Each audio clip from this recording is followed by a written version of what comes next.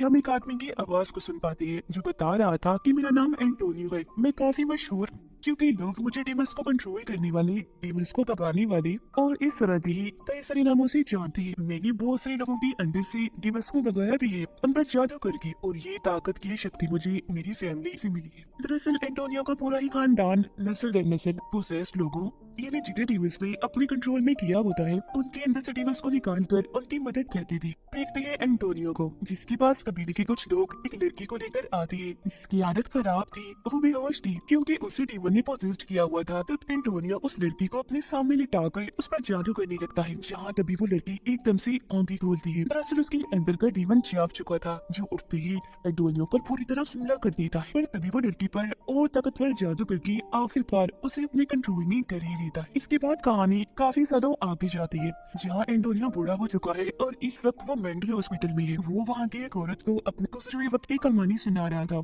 जिस पर हैरत से वो औरत पूछती है, क्या पहले बहुत सारे डीमंस हुआ करती थी जिन्हें तुम भगाने का काम करती थी? तब एंटोनियो कहता है कि वो सब लीजेंड्स थी, यानी डीमंस का एक ग्रुप जिसमें बहुत सारे डीमंस थे जो सबकी सब खतरनाक थे। तभी एक डॉक्टर आकर एंटोनियो को अपने साथ ले जाता है। हमें पता चलता है कि वो यहाँ मेंटल हॉस्पिटल में इसलिए है क्योंकि गलती से उसके हाथों किसी का खून हो गया था। पुलिस को छानबीन करने पर उसके घर से ढेर सारा जादू और डीमंस को भगाने का सामान मिला, जिससे पुलिस को लगा कि शायद उसका जहनी तवाज़ुन खराब है। इसलिए उन्होंने एंटोनियो को मेंटल हॉस्पिटल में भेज दिया ताकि उसके दिमाग का इलाज हो सके। यहाँ पर वो अपना टाइम गुजारने के लिए बाकी के मरीजों को अपने पास्ट की कहानियां सुनाया करता था। साथ ही थोड़ा एंजॉयमेंट के लिए यहाँ जो ड्रामास हुआ करती थी उनकी कहानियां भी वो लिखता रहता था। और फिर ऐसे एक दिन वो ड्रामा के डायरेक्टर को कहता है कि डीमंस को भगाने वाला इंसान कभी भी डीमंस की आंखों में नहीं देख सकता, क्योंकि ऐसे करने से उसकी शक्तियां कमजोर होने लगेंगी और डीमन ताकतवर होता जाएगा। अब उसके दोस्त जो मरीज थे कहते हैं कि हम बोर हो रहे हैं, चलो आज हमें और कहानियां सुनाओ अपने पास्ट की। तो अब की बार एंटोनियो उस वक्त की कहानी सुनाता है जब उसकी बेटी पैदा हुई थी। 6 नवंबर 1980 की रात थी। आसमान पर अजीब तरह का लाल रंग का चांद निकला था। चांद बिल्कुल पूरा था और इसी वक्त एंटोनियो की बेटी पैदा हुई। फिर एक और बुरी चीज हो गई। इसी रात उसकी वाइफ पोजेस्ड होकर बार बार एक ही लफ्ज बोल रही थी, कोरिया डीमन, कोरिया डीमन। जिसे सुनकर एंटोनियो काफी घबरा गया था क्योंकि उसे समझ लग गई थी कि मेरी वाइफ और बेटे को कोरिया डीमन से खतरा है, जो बेहद ही खतरनाक डीमन है। इसीलिए अगली सुबह एंटोनियो अपनी मोम और बेटी के साथ दरिया किनारे जाता है और वहाँ एक रिचुअल, एक जादू करता है, जबकि उसकी मोम अपनी शक्तियों से एक नेकलेस बनाकर उसे एंटोनियो की बेटी को पहनाती है, जो हर तरह के डीमन से उसकी हिफाजत करेगा। साथ ही वो उसे ये भी कहती है कि तुम्हारी बेटी को ये नेकलेस सारी जिंदगी के लिए पहनना होगा। खैर इस सब के बाद जब एंटोनियो घर वापस आता है तो ये देखकर काफी दुखी हो गया था कि कोरिया डीमन ने उसकी वाइफ को मार दिया है। कहानी वापस प्रेजेंट टाइम में आती है। एंटोनियो को पता चलता है कि उससे मिलने उसका लॉयर वकील आया है। वो जब उससे मिलता है तो लॉयर कहता है कि गुड, बहुत खूब, तुम बहुत अच्छा काम कर रही हो, ऐसे ही शांत बर्ताव रखो क्योंकि ऐसे करने से तुम्हारा ही फायदा है। तुम्हें जल्दी से इस मेंटल हॉस्पिटल से छुट्टी मिल जाएगी। लेकिन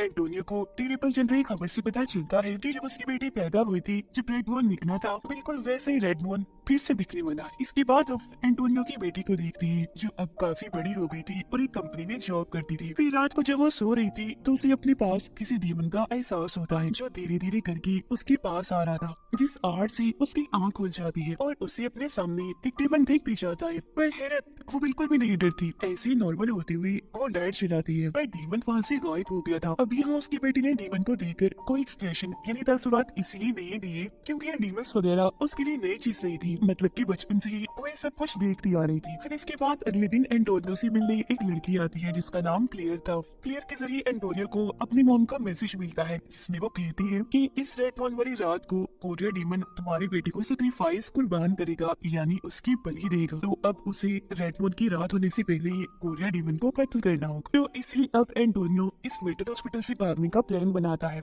लेकिन भागते भागते गार्ड से बचने के चक्कर में वो उस औरत के कमरे में चला जाता है जिसे वो कहानियां सुनाया करता था। वो एंटोनियो को कहती है कि तुमने अपनी बेटी की कहानी अधूरी सुनाई थी, आगे क्या हुआ वो तो बताओ।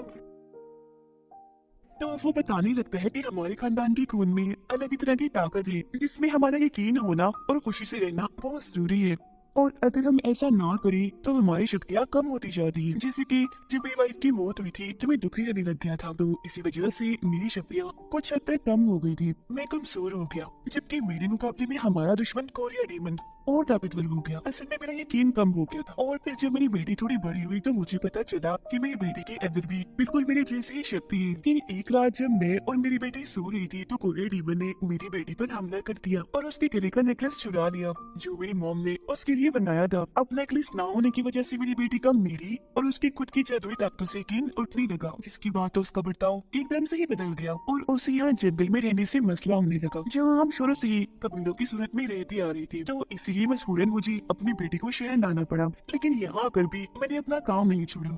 मैं डिमल्स को दबाने का काम अभी भी करता रहा। तो जाहिर है इस काम के लिए मेरे पास सारा सामान भी था, पर ये चीज मेरी बेटी को जरा भी पसंद नहीं थी, क्योंकि जब मेरी बेटी के स्कूल में बाकी बच्चों को ये बात पता चलती है कि मैं भूतों डिमल्स को पकाने का काम करता हूँ तो वो उसे चिढ़ाती है, उसका मजाक बनाती है और तो और वो पोजेस लोगों को अपने इसी घर में रहकर पहले उनका डीमन भगाता था और फिर उनके चोटों की, उनकी जख्मों की मरहम पट्टी भी करता था। तो इसलिए दिन रात उसके घर से ड्रावनी ड्रावनी चिल्लाने की आवाजें आया करती थी। फिर जब उसकी बेटी 17 साल की हुई तो इन्हीं सब चीजों को लेकर एंटोनियो की अपनी बेटी के साथ बहस हो गई। उसकी बेटी को इतना गुस्सा आया कि उसने वो दरवाजा खोल दिया जिस कमरे के अंदर पोजेस्ड आदमी को रखा गया था। वो काफी जालिम खतरनाक लग रहा था। उसने एंटोनियो की बेटी को पकड़ लिया और उसे बस मारने ही वाला था कि तभी अपनी बेटी को बचाने के लिए एंटोनियो ने उस पर हमला कर दिया। पर ये हमला इतना जानलेवा था कि उस आदमी की मौत ही हो गई। और यही वो खून था जिसके इल्जाम में आज वो मेंटल हॉस्पिटल में भर्ती है। एंटोनियो ने उन सभी को ये पूरी कहानी सुना दी थी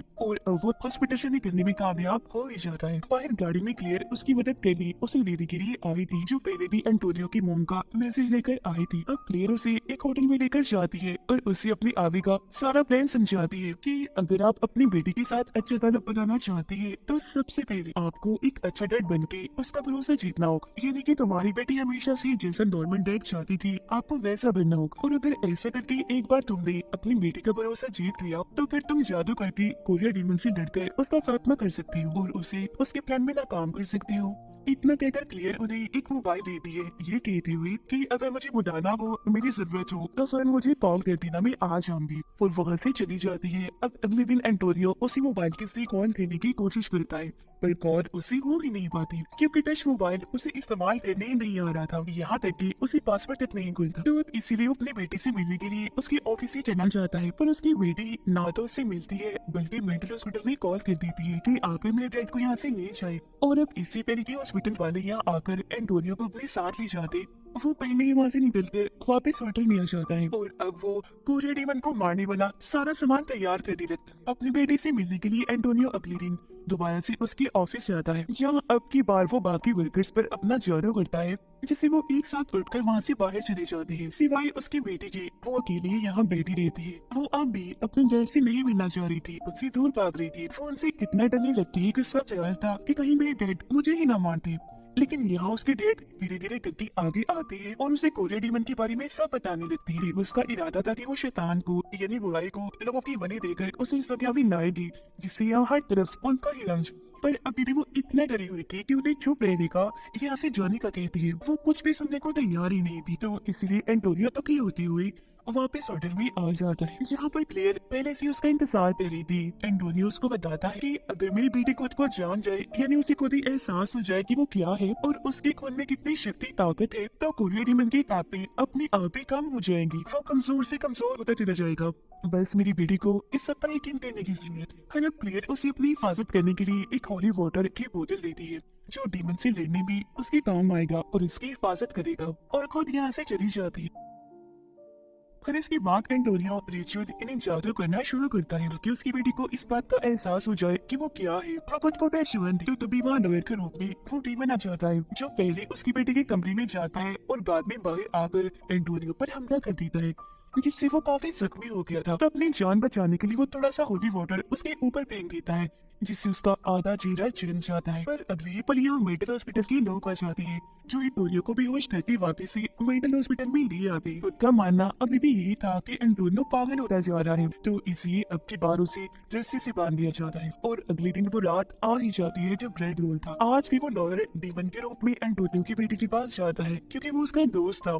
वो उस पर हमला करके बेहोश कर देता है और फिर उसे सेक्रीफाइस करने वाला काला जादू करना शुरू करता है। उधर हॉस्पिटल की एक नर्स जब एंटोनियो एंटोनियो को सामान चेक करती है तो उनमें से उसे खो होली वाटर भी मिल जाता है जिससे वो शरबत समझ के पी जाती है। उसकी ऐसा करते वो बदलने लगती है जैसे वो एक नेचर डीमन बन रही है और उसे भी किसी ने पोसेस्ड कर लिया हो। वो काफी ड्राउनी लग रही थी, चीख रही थी, चिल्ला रही थी, पूरे हॉस्पिटल में घूमने लगती है जिसे देखकर हॉस्पिटल के सारे लोग काफी डर जाते हैं और अपनी जान बचाने के लिए इधर उधर भागने लगते हैं जिससे वहाँ भगदड़ मच जाती है। वो औरत सीधा जाती है एंटोनियो के कमरे में। वो रस्सी से बंधा हुआ था तो आजाद होने में उसकी मदद करती है। इसी दौरान यहाँ क्लियर भी आ चुकी थी जो एंटोनियो को अपने साथ लेकर सीधा उसकी बेटी के घर पहुँचती। उधर एंटोनियो की बेटी पर उसका दोस्त सीनियर लॉयर सेक्रीफाइस वाला जादू कर रहा था जिस बीच उसकी बेटी को होश आ जाती है और वो अपने दोस्त जिसे डीमन ने पोजेस्ट किया हुआ था पेट में चाकू घुसा देती है और वहाँ से भागकर छत पर आकर छुप जाती है। जिसकी थोड़ी देर के बाद वहाँ एंटोनियो और क्लियर भी आ जाती है हथियार अपने साथ लेकर। पर मौका देकर कोरिया डीमन पीछे से आता है और क्लियर पर हमला करके उसे जख्मी कर देता है। जिसके बाद एंटोनियो के पास कोरिया डीमन उसकी वाइफ के रूप में आता है और उसे जज्बाती बातें करके अपने जान पे फंसाने की कोशिश करने लगता है ताकि मौका पाकर वो एंटोनियो को भी मार दे। पर तभी इधर आ जाती है उसकी बेटी जो अपने डैड की जान बचाती है क्योंकि वो खुद को पहचान चुकी थी और सारा सच भी उसे पता चल चुका था। और अब ठीक मौका पाकर एंटोनियो उस कोरिया डीमन के सीने में अपना ही बनाया हुआ जादुई खंजर को साथ देता है जिससे अब जाकर आखिरकार उस डीमन का खात्मा हो पाता है। फिर एंटोनियो खंजर से उस डीमन का पेट भी काट देता है। उसके पेट में से वो नेकलेस निकालकर अपनी बेटी को देता है पहनने के लिए। तो अब की बार उसकी बेटी उस नेकलेस को पहन भी लेती है फख्र के साथ क्योंकि उसे यकीन हो गया था और उसके डैड ने जो भी कहा था सब सच कहा था। तो वो भी फैसला करती है कि आगे की मिशंस में वे अपने डैड का साथ दूंगी। इसी के साथ ही कहानी इधर ही खत्म हो जाती है।